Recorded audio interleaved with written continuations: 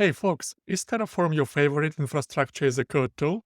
Let's see how to use Terraform to provision and configure your YugabyteDB Managed clusters.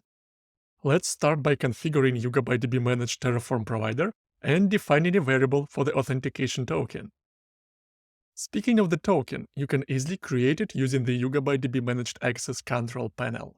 Finally, declare the authentication variable for your token and initialize the Terraform project. Alright, now let's configure a 3-node cluster in the United States East region of the Google Cloud Platform and ask Terraform to provision the database instance.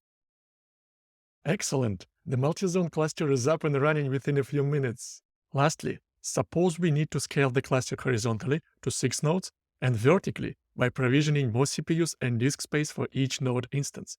That's easy to do with the YugabyteDB Terraform provider. Simply go ahead and apply the updated configuration.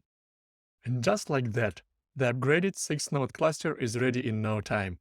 Job done. Enjoy!